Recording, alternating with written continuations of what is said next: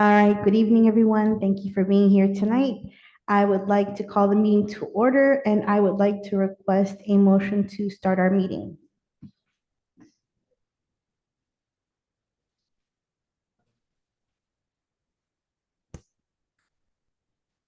TJ Jenkins, Ward 1. I move to start the meeting as stated. Councilmember Philip Emmerich, Ward 3. I'll second that motion. All in favor, say aye. Aye. Aye. Great, thank you so much. So let's go ahead and do a roll call. Ward 1, TJ Jenkins, present. Ward 2, Allison Page is present. Ward 3, Philip Emmerich, present. Ward 4. Annie Roque. Great, so now I'll ask everyone to stand up for the Pledge of Allegiance.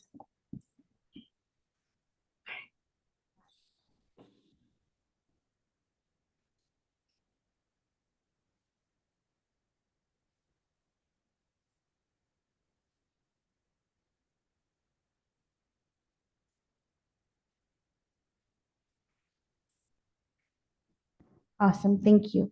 So for the agenda this evening, we have no presentations. We have the consent agenda, which is we don't have any minutes in here to approve. We have the Town Administrator and Public Works reports, the Treasurer's report for June 2024. Actually, is Mr. Baden online? Or is he coming? He's gonna come for virtually, okay. Public safety code compliance, then we'll move to the mayor's report, council members' reports and concerns, resident comments. We have no action items for tonight, so no unfinished business, no new business, and then we'll adjourn. So I'd like to request a motion to approve the agenda. Councilmember Philip Emmerich, Ward 3. I'll make the motion to approve the agenda as stated.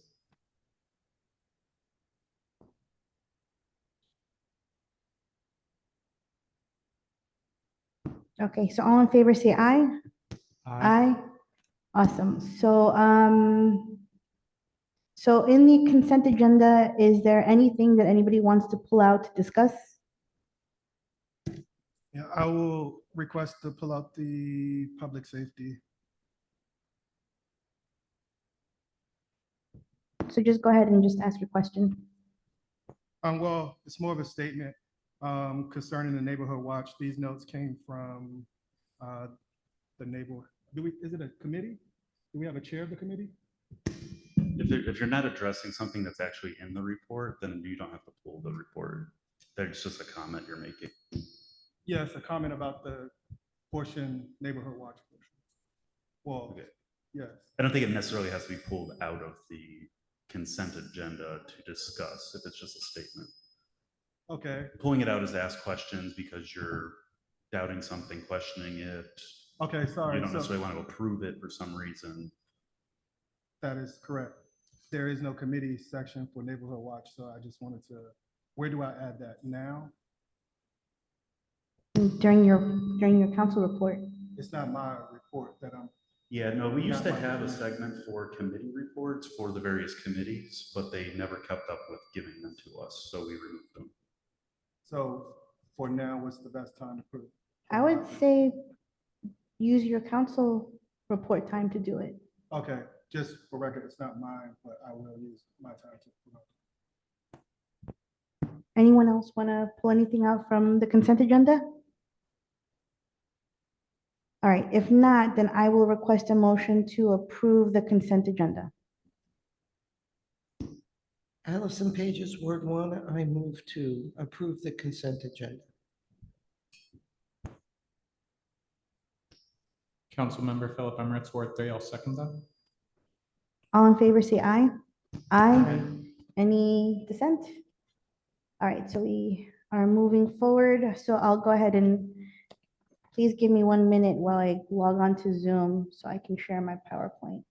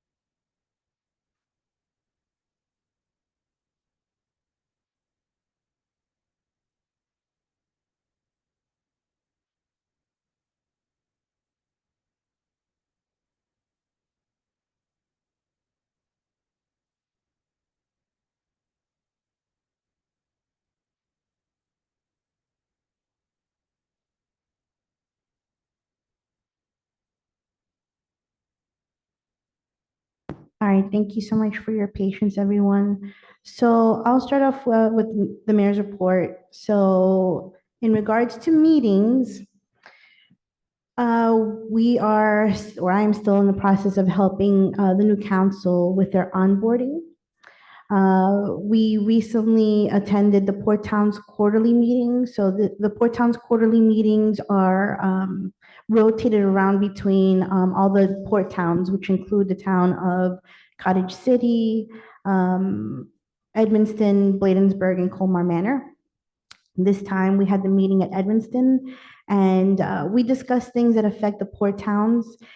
In this particular meeting, the focus was what's happening with the fire departments, primarily the one on the Brentwood Fire Department, and this issue that's happening in Prince George's County when it comes to onboarding new firefighters and kind of the requisites and the time that it takes to onboard them, at least in Prince George's County, as opposed to any other municipality or area.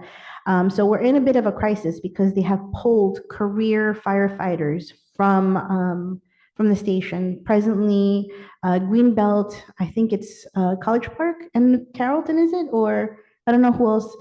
They filed or they're suing the county, restraining them from moving forward with pulling these career firefighters. So it's been an issue that we've all been discussing as elected leaders to try to support support our residents and the safety of our towns and our region, and obviously support the fire stations. This to me was kind of like this thing in my stomach that just made me very nervous around the 4th of July. Because I really didn't want to see any type of fires, especially in Colmar Manor. So as a town, we actively were sending out messages, just please, fireworks are illegal. And on the 4th of July, if we saw fireworks, police went and approached people. But that's just an ongoing issue in regards to the firefighters. So you will be hearing more. I will be signing a letter to support the fire stations and just to advocate for them not to pull the career staff. So that's one of the focus points in regards to that Port Towns quarterly meeting. I also want to thank the residents for allowing us to go to the Maryland Municipal League Summer Conference. So we just attended the conference, the 20, I don't know, it's like the 21st. The dates are all mixed in my head, but we went there for 3 days in Ocean City. And as always, it was a very good event or a conference to attend, to network, to learn. I ran to be on the board of directors and I won. So I'm super excited about that. It just, again, gives us an opportunity. Oh, thank you. Thank you. It gives us an opportunity to get our name out there, to affect change, and to influence a lot of the things that MML does. And for me, you're able to join different committees. I've been on the committee for outreach and engagement for the past 2 years. This year, I'm joining the conference planning committee, so I'm super excited about that. In regards to administrative updates, we have a lot of grant submissions that we've gone ahead and turned in, and Greg has been doing an amazing job with those. We have America in Bloom that we're hosting now, and this is a program that we are participating in for beautification of the town. But the core of the beautification in general is it's the return on investment. It comes out in many different ways. A lot of it has to do with economic development of a community, pedestrian safety, traffic control. So I'm super excited to be participating in America in Bloom. In regards to initiatives and projects, we're still going through the charter review process. We are planning, or we will be hosting a council retreat on the 26th of July. We are working on the work priorities schedule that we'll be sharing with everyone. We have English classes that have been taking place. This is maybe the 3rd week, I think. It's a 6-week class.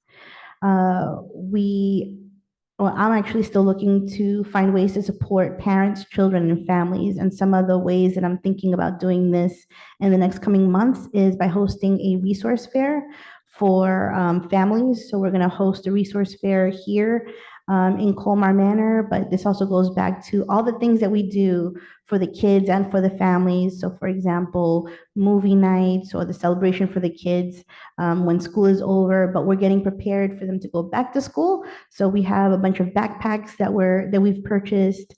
I know that Delegate Fennell also is having her give back. But keep an eye out for more things, especially in regards to the resource fair that we'll be hosting in town. And anyone that is interested in helping, just let me know. I want to, I've reached out to the Animal Welfare Committee to see if we could host something here as well for the pet owners, maybe like a workshop to help pet owners with their pets.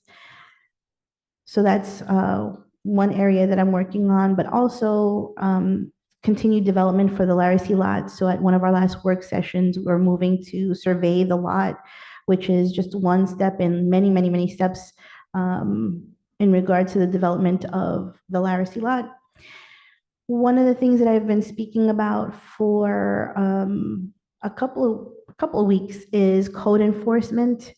I attended a conference back in, I don't know if it was in April or May, in Arizona, which talked about, it was a housing conference. And one of the things that they talked about was equity when it comes to homeownership and renters and people living in a community. And so I'm looking to pilot a program where people who get cited for some type of a code enforcement infraction would get a warning and would be required to attend a training class so they learn the code of the town. I've pitched this idea internally, so I've pitched it to Chief Stone, I've pitched it to our town administrator and also to our code enforcement officer, and I've pitched it to the mayor of Edmonston, and they are very interested in partnering with us to do this. I've spoken to the Bladensburg Library, and they are very excited to help us with this. So my thought is that between Colmar Manor and Edmonston, we can pilot this program and have everyone attend these workshops at the Bladensburg Library. So I'm super excited to see where this goes. So more on that to come. We're still dealing with the car wash property. I think in the next couple of weeks, I'll be meeting with someone that I also met in regards to economic development and really talking to the owners of the car wash lot to figure out how we can move forward. So right? There's no gas station being developed there, but it's still there, empty, not doing anything for our community. So we need help talking to the owners and trying to see how we can work with them to develop it to something that will benefit everyone, including obviously the landowner. So. And then finally, I am looking to strategize with all of the town committees to figure out how to best support them, help recruit more members for the committees, and get them more involved in the planning of some of these things that we're doing in town. So I will be inviting all the committee leads to meet with us and to meet with the new council so we can figure out a work plan for the next 6 months. So some of the upcoming events that we have are National Night Out, which is the first Tuesday of the month in August. It happens every year, everywhere throughout the US. So it's a night where it's about building community with the police. And I have a lot of fun at these things, and the last couple of ones that we've coordinated here in town have been amazing, and we're coordinating it with Cottage City. So it's one of those nights that everyone comes out, and it's really like taking back your streets and hanging out with the police and just feeling safe and building community. The other is the back to school event that we're going to have for the kids, the parent and resident resource fair that we're looking to coordinate. In September, it's Hispanic Heritage Month, and at the moment, I might be working with an organization called El Poder de Ser Mujer, which in English means the power of being a woman, and they do a lot of small business owner training and workshops, and they give a lot of support to that. So they may be collaborating with the town to host a big event on the Larissy lot. So I'm excited about that. In October, it's Filipino Heritage Month. So I'm looking to see what we can do to celebrate the Filipino community. At one of the recent events for the AAPI observance, I met a Filipino author that wrote a book about Filipinos in Washington, D.C.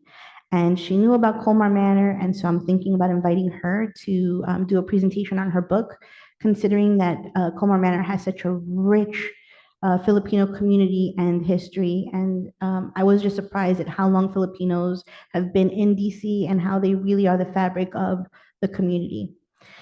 I've also contacted an organization called Defensores de la Cuenca, which is a nonprofit that works a lot to bring families closer to nature and to kind of provide workshops on how to be good stewards of, for example, the Anacostia and nature around you. And we are going to be camping outside in Blues Park. So I'm super excited. If you don't know where Blues Park is, it's right down the street, and we are going to get tents and we are going to get families out and we are going to camp outside in October. And then obviously we have our Halloween event in October. So this is just a sampling of the things that are coming up, and you'll be seeing more of that. And some of the past events that we've had is a schools out celebration. So we had a bubble party, a foam party for the kids, which was a lot of fun. For Father's Day, we had a movie in the park, which was really, really nice in Blues Park.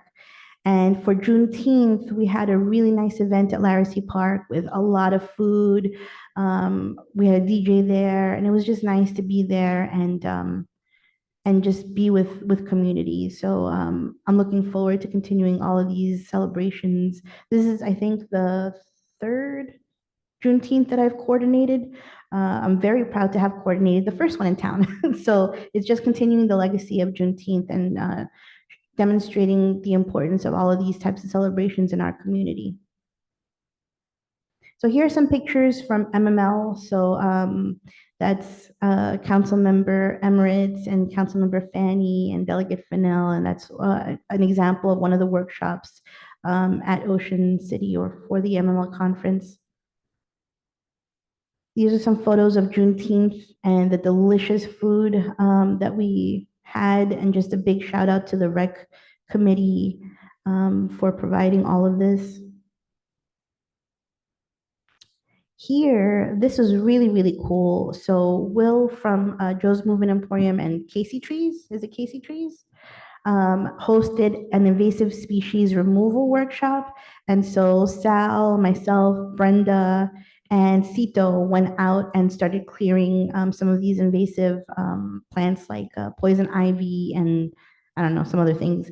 But we helped liberate the trees. So now there aren't any of these plants that are killing the trees. And I didn't even realize, you can tell when these trees are being suffocated by all of these plants. But it was a lot of fun. I really liked it. And I look forward to participating in more of these types of workshops. Defensores de la Cuenca also hosted a bee workshop at one of our community gardens, which was a lot of fun. And I've heard great things about it. Residents really love it. And I think someone told me that we're going to be bottling our first batch of honey for Colmar Manor this weekend. So that's super exciting. And then here's our town administrator, Greg Holcomb, along with Rod. He's the administrator for the town of Edmiston, and Michelle, who's the administrator for the town of Bladensburg. That's a dream team right there. They are amazing town administrators, and there's a new town administrator for Cottage City.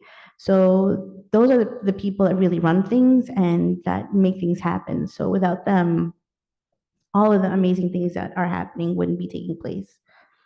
So thank you. And here are some photos from the movie in the park. It was really cool to we have an inflatable a movie screen, and we watched, what was the movie? I forgot what the movie was. I really liked it though.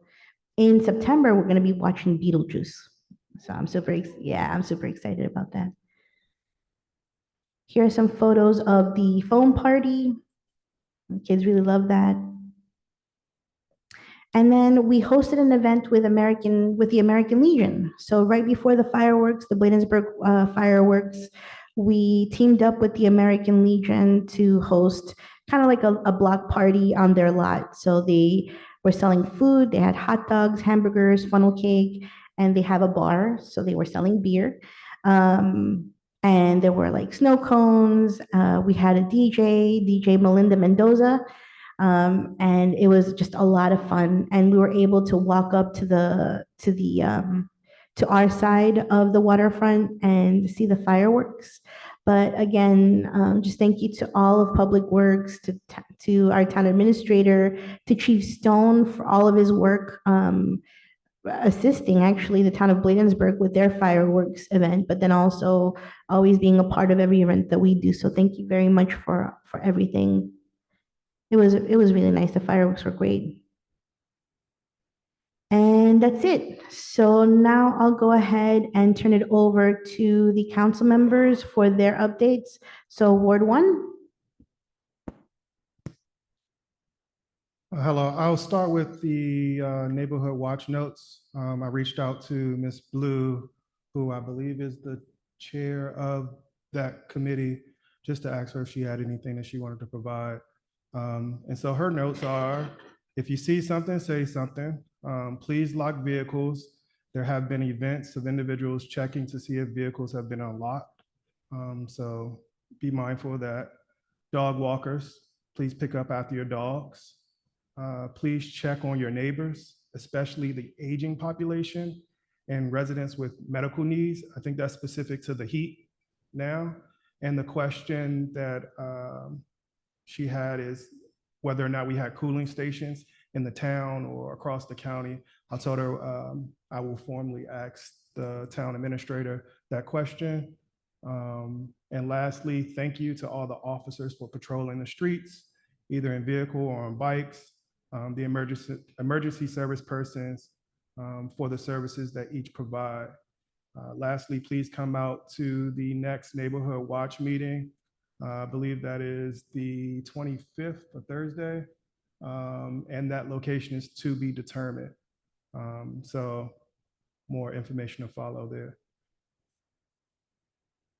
So on the slide, what you have for me, I think the prevailing theme, at least I assume the prevailing thing would be something surrounding MML. That was the retreat that the conference we just attended.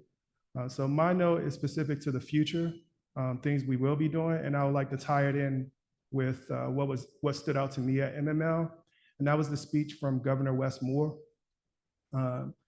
He spoke about how when his administration took office, they had a huge budget. And a number of things can be contributed to that or attributed to that. One being during COVID, there was a large sum of money that was pumped into the states to maintain stability. And from that, there were items that were placed in the budget, right? And so picture that as the mountain peak, the mountaintop. And at the base of the mountain, we can say economic income, right? So like the money that we're bringing in. And there was a huge gap between the money the state was actually bringing in and the budget that the state inherited, right? And so his administration looked at that and they found ways to decrease the budget, either by eliminating programs or raising economic income without raising taxes on the residents of Maryland. So I thought that was pretty important. And so that's why my slide says to provide, well, my request is for at the retreat, we go over each project, right? A brief description of the project, the proposed budget for that project, either forecast or known, any risk or constraints with that project. And I think the most important part, going back to that mountain, that the peak of that mountain is any follow-on costs, right? So right now we're sitting in a building that was built for X amount of dollars. It was either funded by grants or other income or a combination of both. But there is still maintenance that every year we have to provide in order to maintain this building. So I think it's very important to look at our projects throughout the town in that same light. Because what we don't want to do is move on in life and we find ourselves where we have a huge mountain, but no economic income to close that gap, that deficit gap, right? So either that project has to generate enough income to sustain itself, or we have to find other ways of raising income, which I suggest not raising taxes on residents, but we have to find that income from someplace. So I think it's important that we begin to look at projects in that way. So that's essentially not what I'm getting after in reviewing the projects, but important notes to take as we review projects. Because some things have to get done. They absolutely have to get done in order for the town to be successful, to maintain itself, to sustain itself. But we have to consider follow-on costs. And lastly, I did a Google and I found that Prince George's County Public Schools offer breakfast and lunch across the county between June 24th, 2024 and August 9th, 2024. The Prince George's County Public Schools will be offering lunch. I want to say, I'll just ask for clarification. Is Colmar Manor one of those locations where we will be offering lunch, breakfast and lunch? It's on the website, so we have to clear that one up. But Bladensburg Library is listed as a site where students can come pick up lunch only. That's between 12 p.m. and 1 p.m. There's some other locations. I'll throw this in the chat. There's some other locations that provide breakfast between 9 a.m. and 9:30 a.m. and lunch from 12 p.m. to 1 p.m. I mean, all this can be found by Googling Prince George's County Public Schools Summer Meal Program 2024. And there will be a full listing of places students, they have to eat there, but that's a full listing of where students can have breakfast and lunch during the summer. And that is all that I have to report. Thank you all for your time. Thank you. Ward 2? This is Allison Page's Ward 2. I don't know if you have the picture that I sent. Yes, I'm doing a monthly spotlight. And this month I decided to spotlight Luke and Jade. They live in Ward 2 and they moved here in 2016 as a young couple. Unfortunately, they need to move to North Carolina and they grew their family while they were here. And the older girl in the picture, that's Saffron. She's adorable. And then there's also Sage. And they're moving to North Carolina. They will be missed, and I wish them the very best. And then on the second slide here, the Ward 2 update. First of all, I want to thank everybody here in Colmar Manor for sending us to MML conference. That was really informative. I completed 4 core classes and 1 elective class in the Academy for Excellence in Local Governance to guide me in becoming a better local representative for my community. As you know, I'm new at this and those classes were very helpful, so thank you. And then at the MML conference, I had a chance to meet with Red Speed Maryland LLC, the speed cameras, and the representative for Congressman Glenn Ivey. I think you know that we are going to be placing speed cameras, and that will generate income for Colmar Manor, and that is the company that will be using Red Speed. And then I heard from a Ward 2 resident who is concerned about excessively loud noise in the neighborhood and dogs barking. The police chief, Stone, was briefed and he responded to the resident, but I'd just like to say, if you suspect or witness animal cruelty or neglect, please call the PGSPCA, and here's the number, 301-262-5625, line number 1. It's 24/7. With this heat and the dogs barking, he was concerned the dog was outside too long. That is animal welfare. And the other things I have, the pictures I have, I did attend the June 19th celebration at Laracy Park. It was, oh my God, the food was wonderful. There was one dessert, what was that called? That was so good. I'd like the recipe, whoever made that. It was a resident of Colmar Manor. And then I went to the Father's Day celebration at the Lois Ann Blue Park. That was amazing. The kids all showed up, and it's just a way for everybody to get to know each other. It's like a mini block party.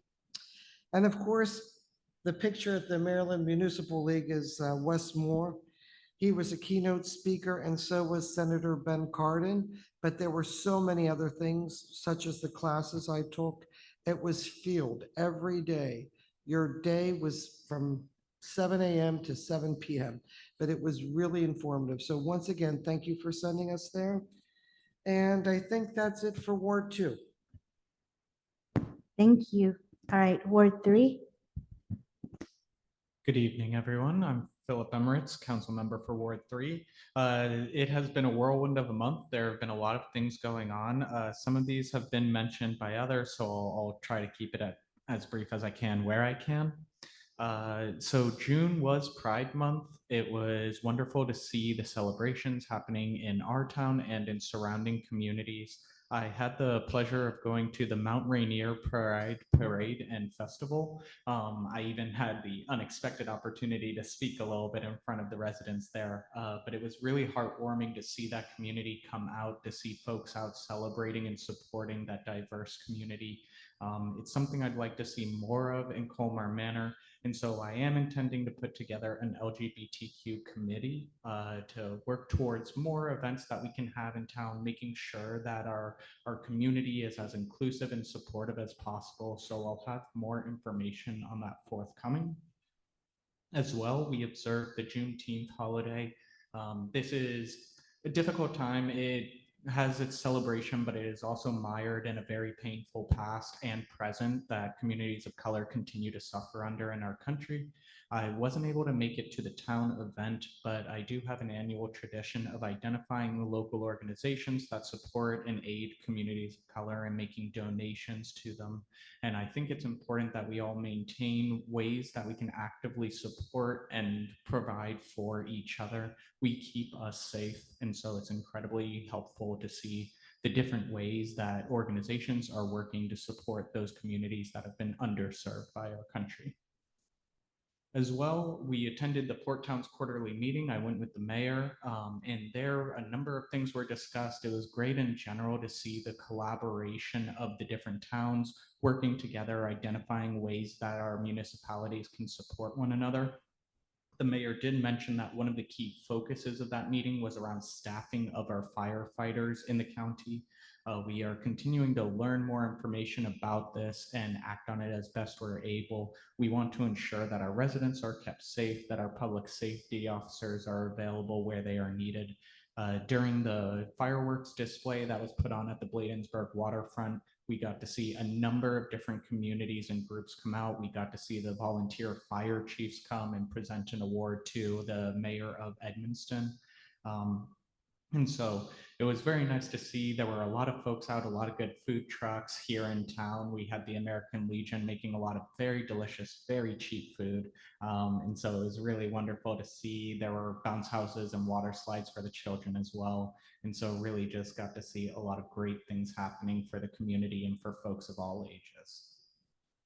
I will echo what everyone else has been sharing. Of course, going to the MML conference was a very huge opportunity, and it was only possible through the support and the funding that's provided by the residents of this town.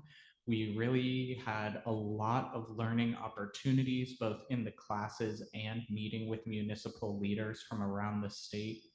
I attended classes related to ethics, public information, racial equity, environmental justice, inclusivity, municipal budgeting, so many things that are going to help us, the council members, do our job better and find more innovative ways to support the residents. So it was really incredibly helpful to have that opportunity and to continue to identify the exciting opportunities that we have to work together and serve the needs of our residents. As well, during MML, one of the experiences that stuck with me the most was a keynote address by Brandon P. Fleming. He is an author, educator, and public speaker who founded the Harvard Diversity Project. He told us the story of his struggle to find success and his ability to do so through the compassion and empathy of leaders in his life. There were a lot of fantastic quotes that during his speech, and one that really resonated with me was, "You cannot be what you cannot see." Brandon said this while talking about his initial inability to dream of a better life because it was not around him growing up. He had not seen himself represented by those around him, had not seen positive role models, and because of this, he could not imagine a better world or his role in it. That line continues to run through my head ever since he said it. You cannot be what you cannot see. I believe firmly that any leader must lead by example and must demonstrate the values they wish to see reflected in their community. I mentioned last month, talking about the Pride celebrations, that I myself am a proud member of the LGBTQIAP+ community. I often refer to it as the queer community for shorthand, both for its inclusiveness and to reclaim a word that has been weaponized against this group. I was glad to share that part of myself with our town, to demonstrate the values of inclusivity and openness that I wish to see reflected in my community. I have identified as bisexual since I was in middle school. I have love in my heart for all people, regardless of labels or superficial details. More recently, I've been doing a tremendous amount of self-discovery and unpacking of internalized trauma that has haunted me all my life. I realized that I am a woman. I have always been a woman, and I have hated that part of myself for so long without realizing it because of the negative values society has inflicted on me. I could not be what I could not see, but I have seen incredible trans women, like so many marginalized groups, defy harmful societal standards, and I know that I want to be as strong and as brave as them and create a community of inclusivity. I want to make anyone and everyone in our town feel safe and confident to be who they are and to know that they can be leaders of the community. Whether I inspire someone in this town, in the state of Maryland, in the United States, or only myself, I feel seen for the first time in my entire life. And I know that I can be exactly who I am supposed to be because of all of those who came before me. I won't say much more here in this space, but I'm happy to speak with anyone personally if they have questions. What I will say in closing is that this does not impact my role on this council. I am still Philip Emirates. I'm still the Ward 3 council member for the town of Colmar Manor. I'm still working to address the needs of all our residents, and I will always advocate for the safety and security and justice of all marginalized groups. My pronouns are she, her. I am a proud wife of a loving partner, and I'm a loving adoptive mother to a shelter rescue dog. I look forward to continuing to serve all of you and doing everything I can to make Colmar Manor a safe, inclusive, equitable space for all. Thank you very much.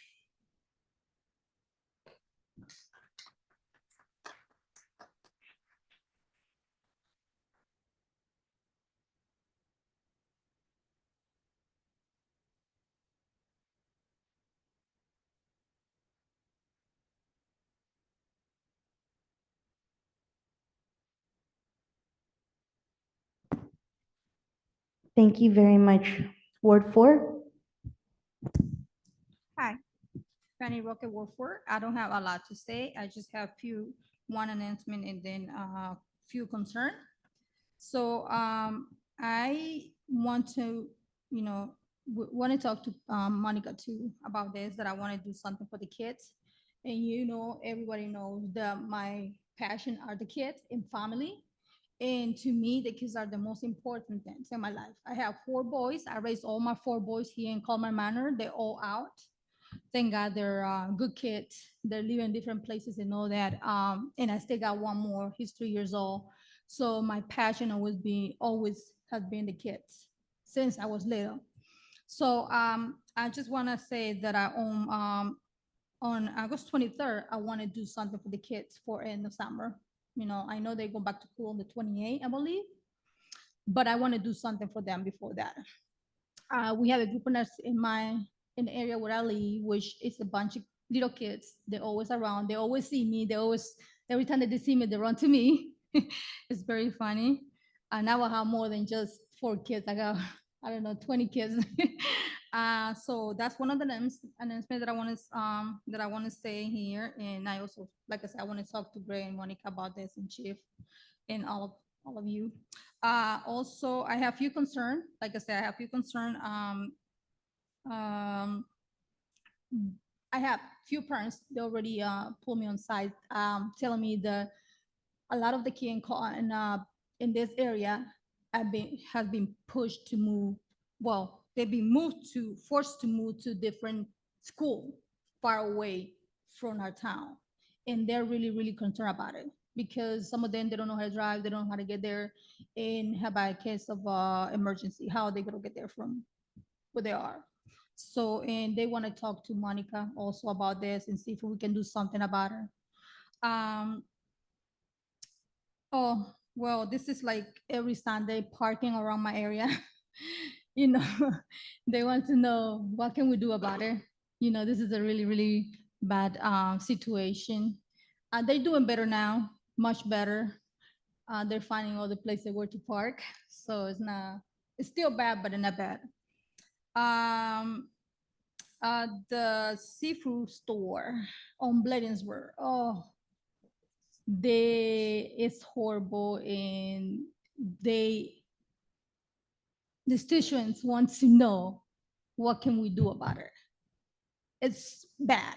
Like if I say bad, even my 3-year-old son, no, that is bad. He run inside the house, mommy is bad, because I'm right, behind them. So I don't know what can we do about it. They want to know what can we do about this situation. Have this, have them ask them to pull the trash twice, ask them to clean the dumpster at least twice a week with something to reduce the smell. Trash and leave around the gutters, the area, side on the street. It's just, especially, I think that's Newton Street, I believe, that area, and also the backside, Lawrence. It's so much trash in that area. So, what can we do? What can they do? What can the town do about that? Because it looks really bad. It looks really bad. And one of the people pulled me and asked me if we can buy a super vehicle, and he offered himself to drive that thing, to drive around and do the cleanup. Because like I guess they cannot stand being have so much trash in that area. And I really don't understand why so much trash in that area. I've been walking around, and it's not that bad, but those 2 streets are really bad, really bad. Newton, and I think it's Lawrence, if I'm not wrong, it's the last street. Yeah, yeah. So I don't know if you guys, I don't know if you, Monica, remember, like probably like 10 years ago, we used to have a community service. The Prince George, what's it called? The Prince George Community Service Worker. I don't know if you remember that. Those are like people who was doing community service for whatever crime. They used to come here, they used to bring them, and they used to go around and clean the whole neighborhood. It was like about 10 years ago, or maybe less. Maybe less. So they want them to come back. I mean, they need to do something. They have to do some community hours, come here, bring them back. I know some people don't agree because they may say, oh, that's the meter, but that's not what it is. I mean, I don't know if what can we do to bring them back to, you know? Oh, also the tree, we had that big space at the end of the church. It's very, very empty. There's nothing in there. And they want to know if we can put some tree in there, plant some tree in there.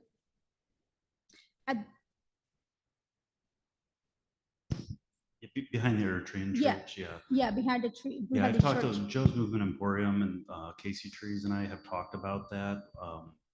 It's a possibility. Some of it's owned by the church, some of it's not.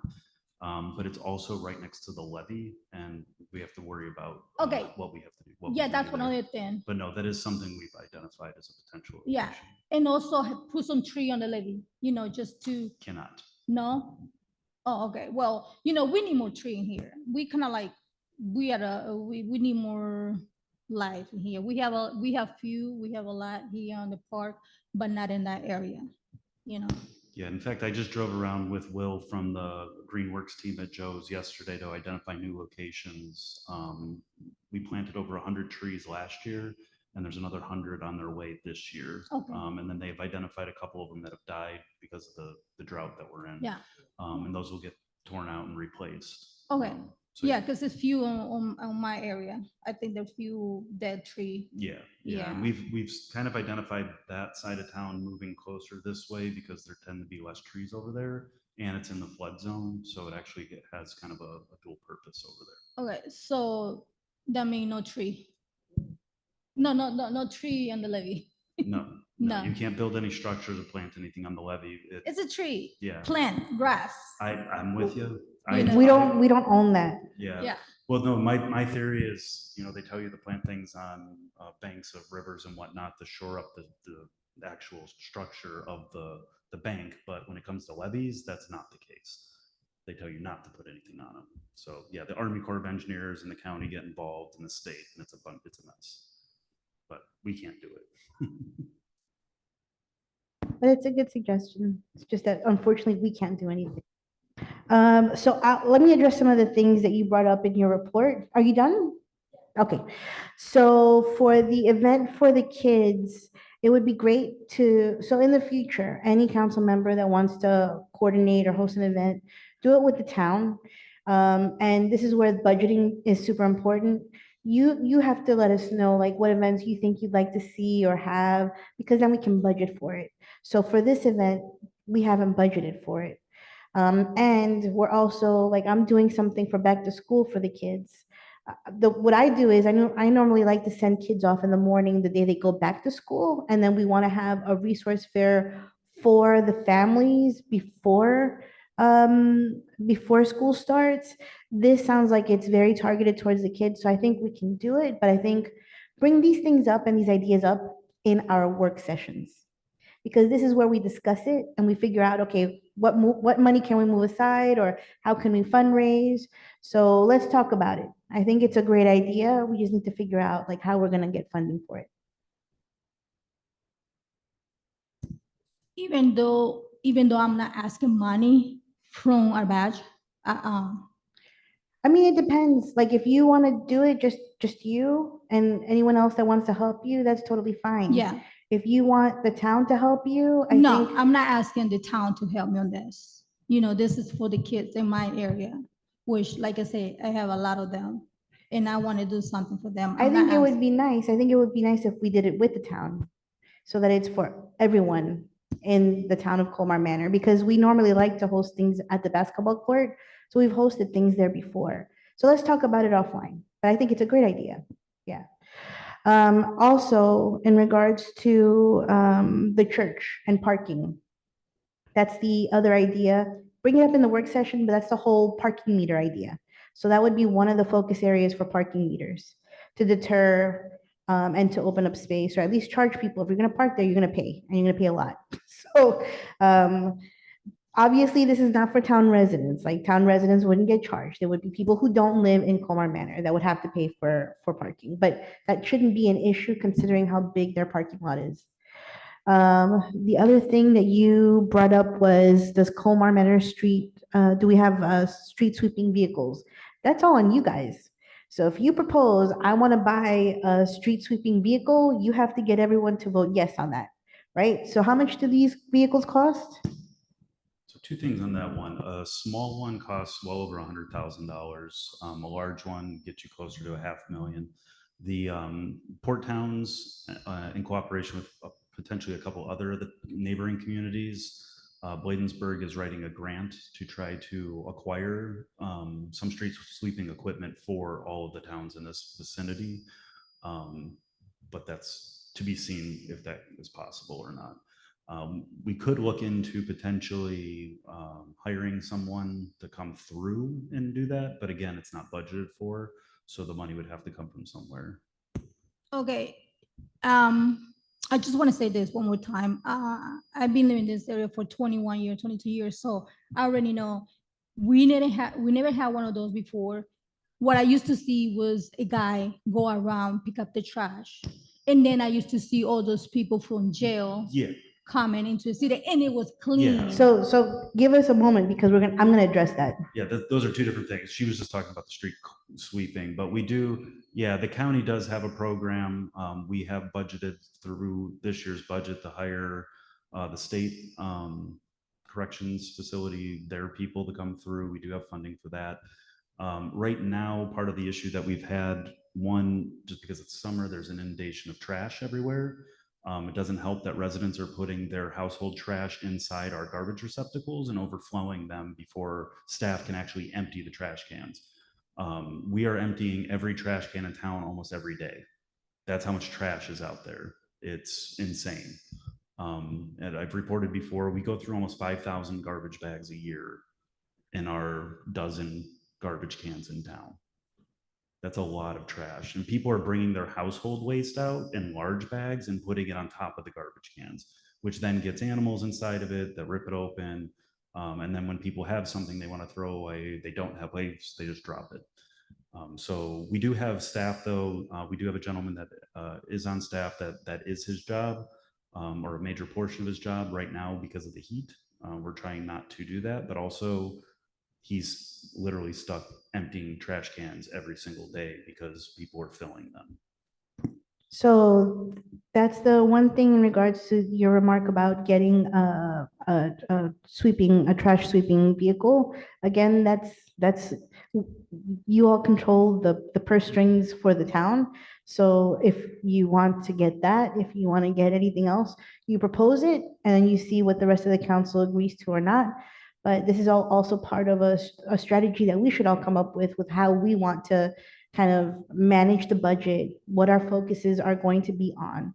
So last year, I met through MML, she's a corporal that manages this program where we get people who are on work release that are in prison, come to communities and they do things like landscaping, trash picking up and whatnot. So that is budgeted for. We're just trying to figure out when we're gonna have that started. So it will happen, but we're not sure yet when that program is gonna get implemented. So it's forthcoming. And then that's it. So so the other thing I also wanted to kind of go back on is cooling centers. So Prince George's County has cooling centers. Councilmember Jenkins, Ms. Blue, go online, Google it. They've been posting it on Facebook. Every time there's an advisory, there's an email that's getting sent out. So it's out there. The information is out there. So this is just another reminder. Follow us on social media because we're always reposting these things. In regards to the school lunches, same thing. We repost all of this stuff on our social media. Allison, thank you so much for taking all those core classes. That's really, really awesome at MML for the Academy of Excellence. I've been in this for 2 years and I don't think I have. I only have maybe 2 or 3 classes left. But that's amazing. So kudos to you for taking advantage of all of that. And honestly, it's been such a pleasure attending MML with you guys and seeing you in those classes and then networking with you guys afterwards. It's really been amazing. So thank you for doing that with me and partnering with me. And then finally for Councilmember Emirates, that took a lot of courage.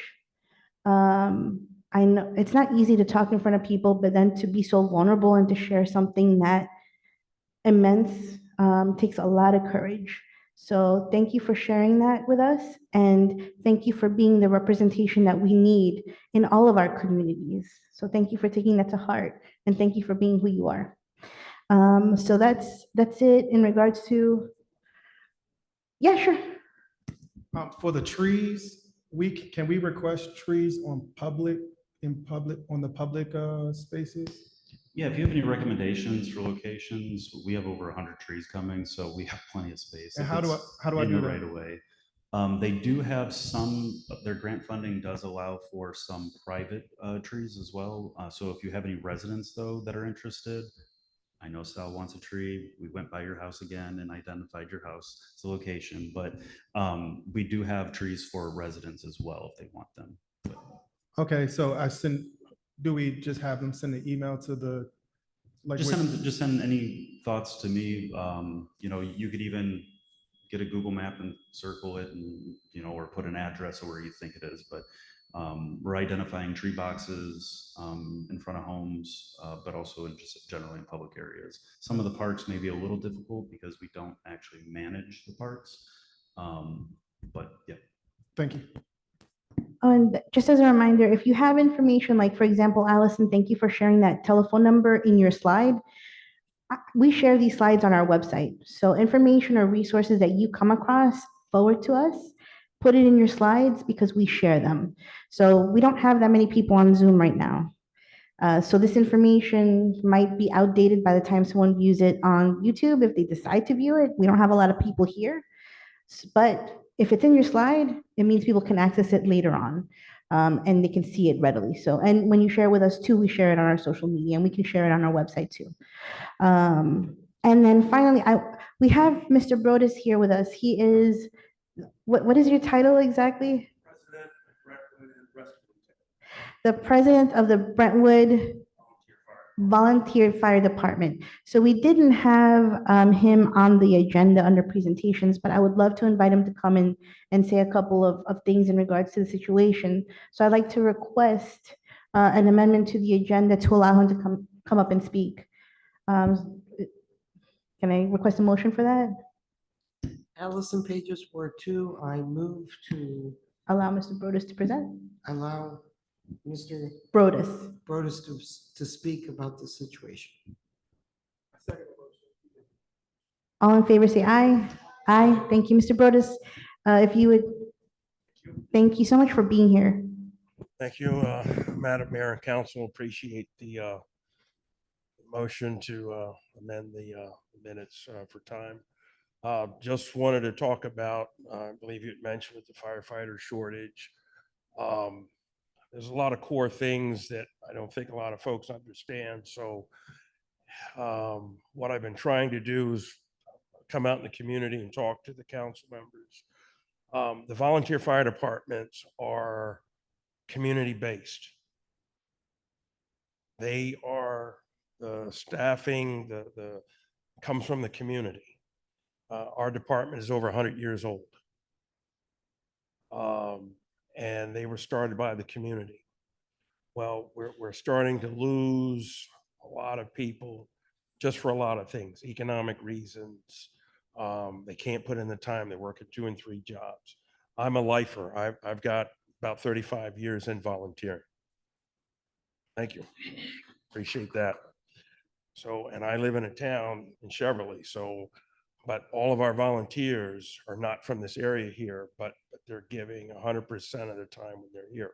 We all work full-time jobs. I just drove back from Baltimore from my regular job, fighting traffic to make sure I could make the meeting because I missed the closed session just due to work. So we put in a full 12, 16 hours, and then we try to volunteer on the back end. The volunteers have the same training as the career folks. We go through the same process. And if we don't meet that standard, we're not allowed to volunteer. So we have to maintain performance and proficiency standards, and that changes from year to year. And with that is a commitment of a lot of hours to take these training classes. And we have lost some folks over the time just because they've got families, they've got things they have to do. And I think people have gotten away from what we do.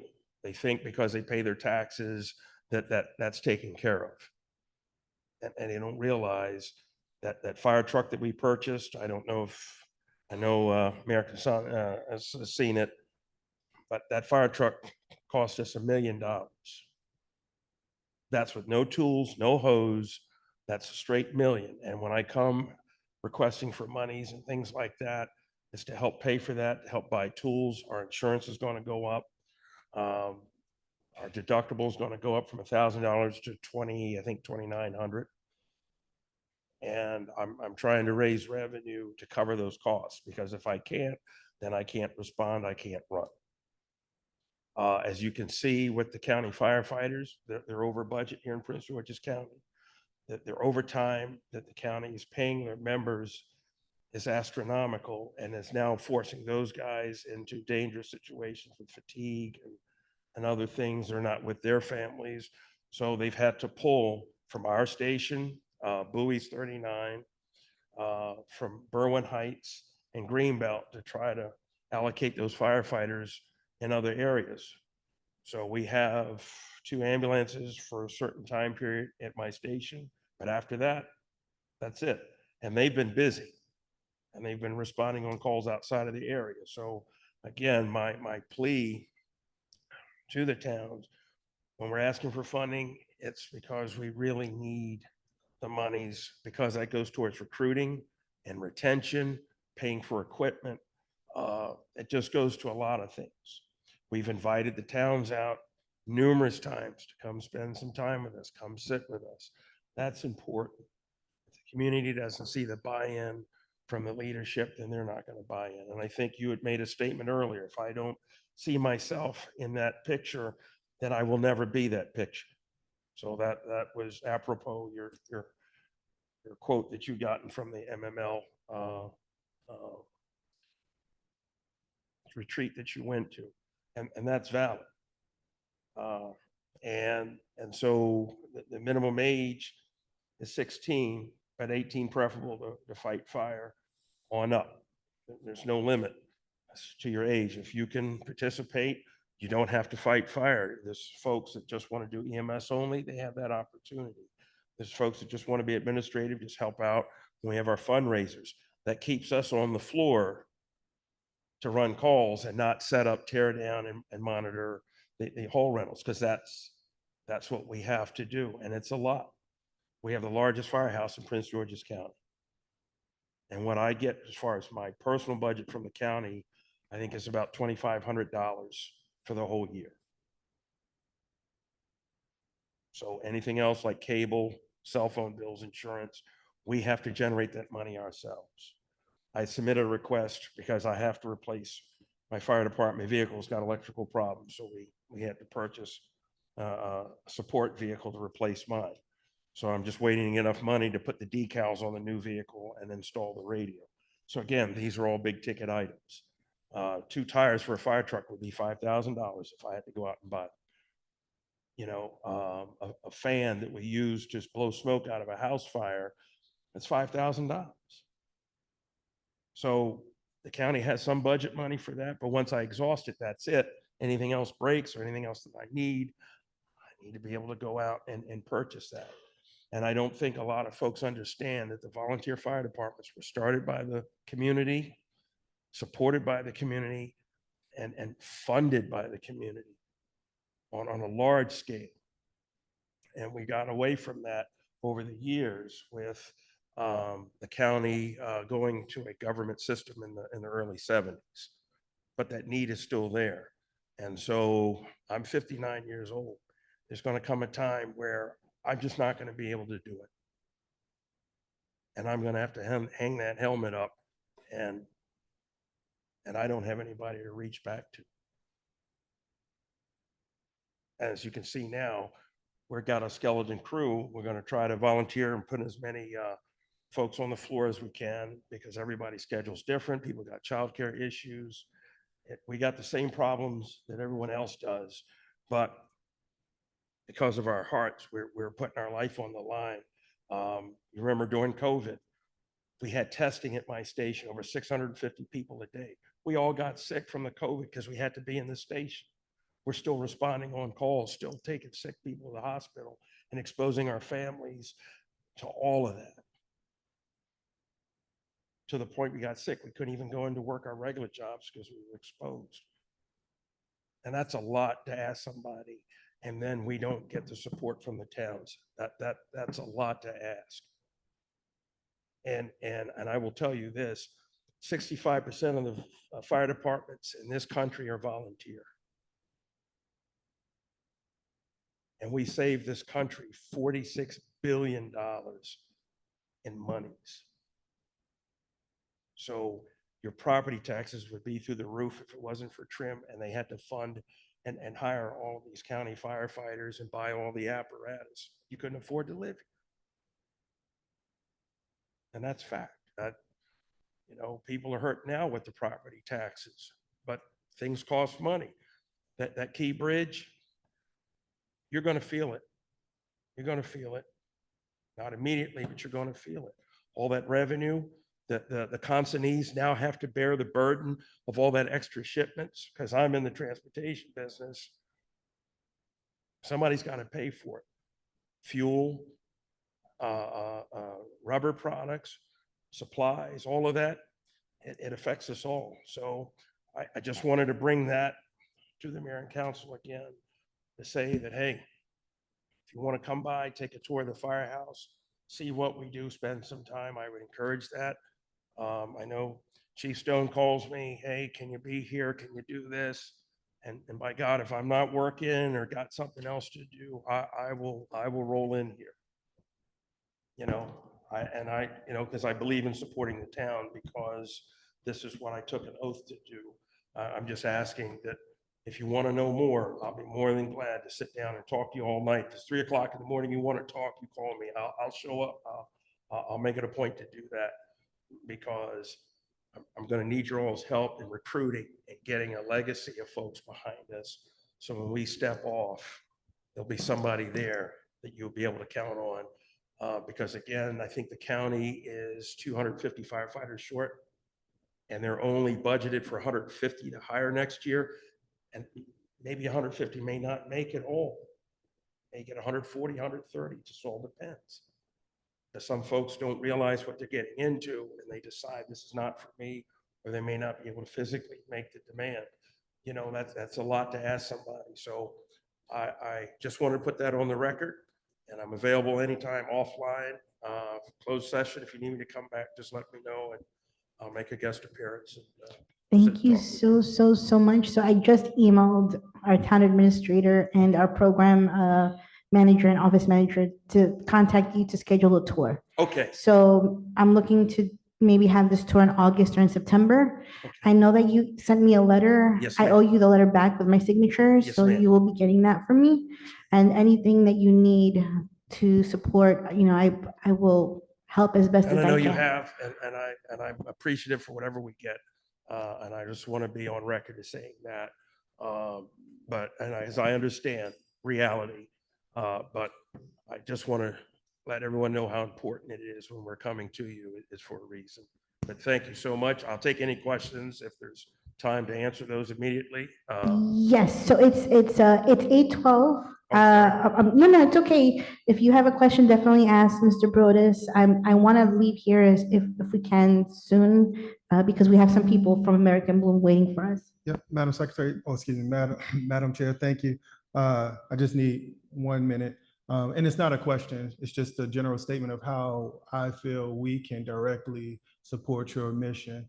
And I think that I would imagine that many of your calls, a lot of your calls, especially to residents, are for maybe like unauthorized work or like Christmas tree fires and stuff like that. So I think one thing that we can probably do, I know, Mayor, you said you wanted to pilot the enforcement program. Maybe we can start with unauthorized rentals in the town. And that way we can have inspectors work with the county to have inspectors go to these homes and ensure that they are properly wired, that they're on extension cords running through the home, that there's just not water and electricity near each other. So I think that will be a direct help to you guys, so that we make sure that our community or our homes infrastructure is healthy and safe, so that you don't have to come here for, things that we can directly impact. So thank you for your time. Yes, sir. Thank you so much. Okay, so I'd like to go ahead and open it for public comment. So anyone that's here or anyone that's online, if you'd like to provide any type of comment, you'll have 3 minutes.